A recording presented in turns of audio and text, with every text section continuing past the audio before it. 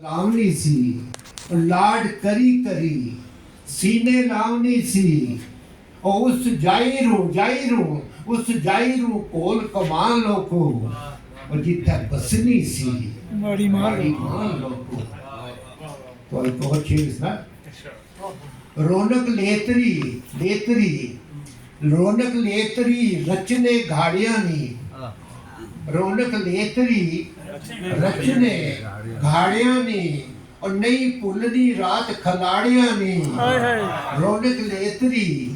रचने घाड़िया ने और नई पुलनी रात खलाड़िया ने याद अशनी है ठंडी बां लोको जिथे बसनी सी माड़ी मान लोको जिथे बसनी सी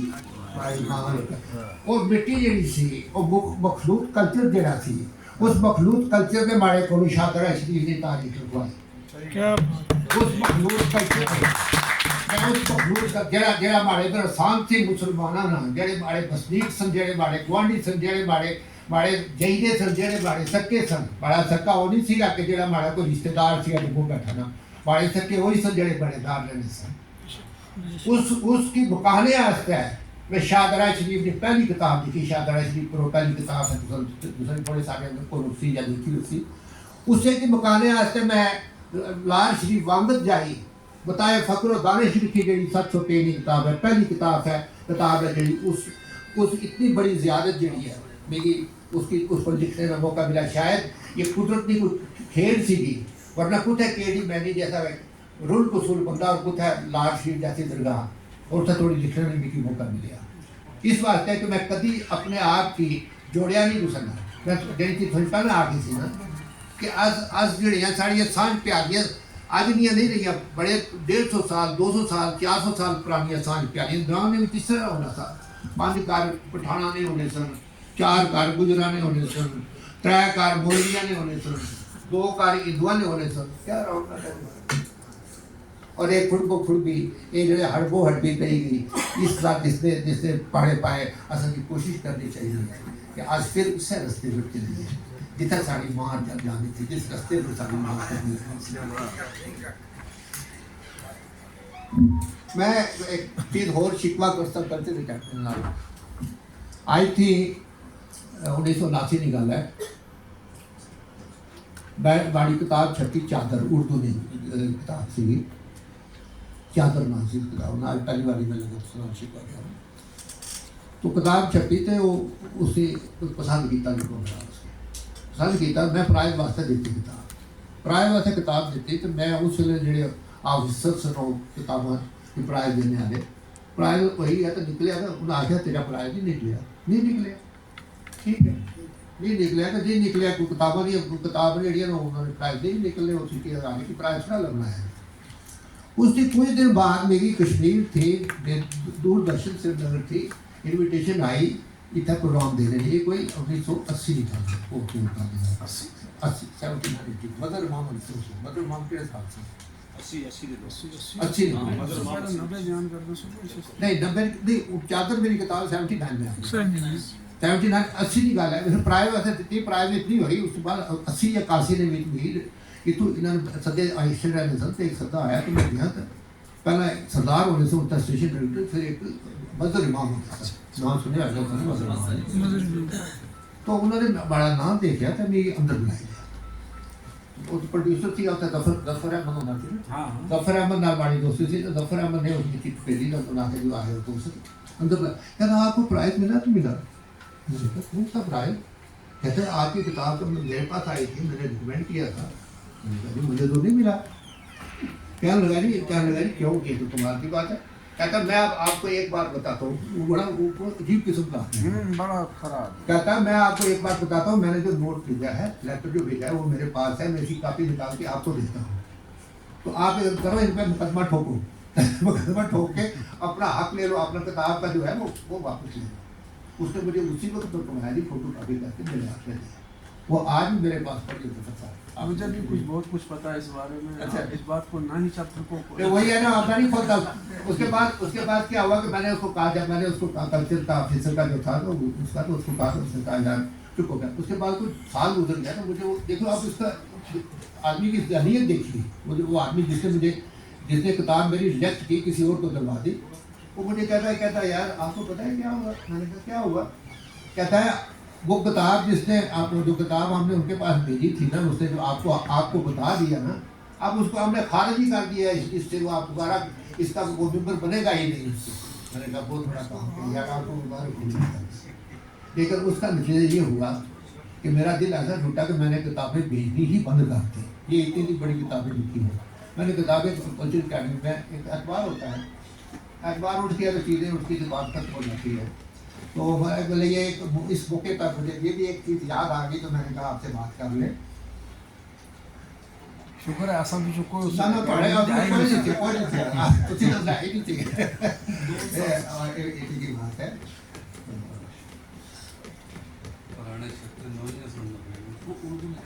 نہیں بات یہ ہے کہ مطلب چیزیں یاد رہتی ہیں، ہیومن بینگز یاد رہتی ہیں۔ اور میں یہ آپ کو بتاؤں کہ پہاڑیوں کا میں یہاں پہ بہت بڑے پہلی مجلس جو ہے پہاڑی 1976-77 میں بنائی گئی ہے، 78 میں پہلی کانفرنس بنائی گئی ہے۔ خوبصورت گل کرنے سے لینا اس سے کرو پہاڑی میں کیا اس میں دیکھ کر نا جو روچ ہو کے جو جوش تھا نا ہمارا، وہ جوش آ میں کیا خوبصورت پہاڑی بولنے سے لینا اسے مستفید کرو اس سے۔ بولا اوریجنل کانفرنس تھی نا،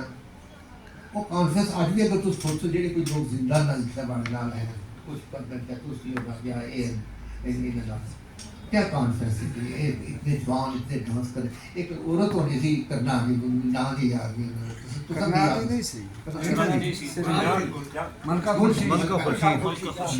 ہارون دارا ایک ٹرنڈ لے گیا ہے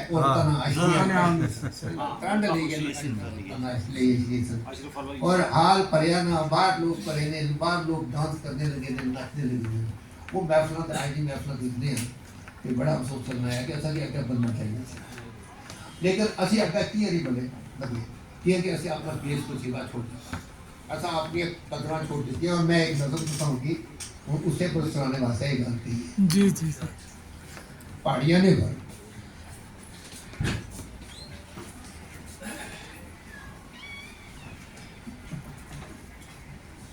پہاڑیاں اس لوگ یہ چیز بولے ہیں نا بغیر ادھر تھے جو جڑا آئی تھی 50 سال پہلا بھی پہاڑی سیگا تو آج بھی پہاڑی لگتا ہے، میری اور کوئی نہیں پہاڑی ہے، سچی بات ہے۔ تو شعر سنو جناب، کتے گمایا ہی پہاڑی ہے، کتے گمایا ہی پہاڑی ہے، تو بیس بسیوا ریتل بیتل شملہ ترلا کنڈیاں مچھاں چاکمی داڑھی، کنڈیاں مچھاں چاکمی داڑھی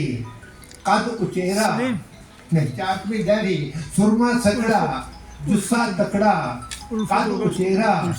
نک لمیرا کوٹ خسیرا لٹھے نی شلوار تیری جتی تلے دار تو سے مجلس نہ سردار پہاڑیا کتے گمایا ہی، کتے گمایا ہی پہاڑیا تو بیس بسیوا ریتل بیتل بینی بگدر پکے پکانے چسے دانے سمڑو کھانے اچے نکے ٹول ٹمکے اکھ مٹکے نالے منجنی تار اور تیری جتی تلے دار اور تو سے مجلس نہ سردار پہاڑیا کتے ایسا یہ اپنی کیتیت ایسے پیش اشتیاں لگی نہیں کیا کہ ایسا نے اپنا بیس بسیوا چھوڑا، جب توڑی ایسا اپنے بیس بسیوے پر دھیان نہیں دے سکتا تب توڑی اس جڑے ہیں اس اپنے مقصد بھی کامیاب نہیں، اس باری گل یاد رکھے۔ اور میں اب کچھ آپ کو میرا تھا آزاد دیو تو کچھ اردو نے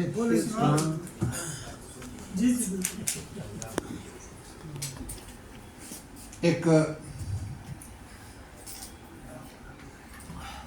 غزل ہے بھی عام طور پر لوگ کہتے ہیں جی عشق کا ایک غزل لکھی ہے، آج تھی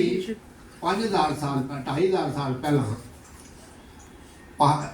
پانانی نے لکھی تھی، اس کی سنسکرت کا اسکالر تھا پانانی صاحب، اس نے لکھا سیگا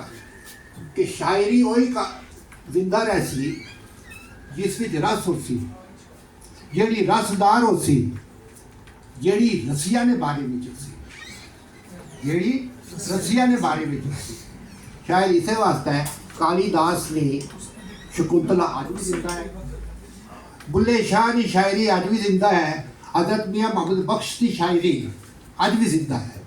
ਕੀ ਹੈ ਕਿ ਉਹਨਾਂ ਦੀ ਸ਼ਾਇਰੀ ਦੇ ਵਿੱਚ ਵੀ ਰਸ ਹੈ ਔਰ ਉਹਨਾਂ ਦੀ ਸ਼ਾਇਰੀ ਵੀ ਰਸੀਆ ਦੇ ਬਾਰੇ ਵਿੱਚ ਹੈ। ਉਹ ਰਸੀਆ ਜਿਹੜਾ ਆ ਉਹ ਦੋ ਤਰ੍ਹਾਂ ਦੇ ਰਸੀਆ ਹੁੰਦੇ ਨੇ। ਇੱਕ ਰਸੀਆ ਉਹ ਹੈ ਕਿ ਜਿਹੜਾ ਤੁਹਾਡਾ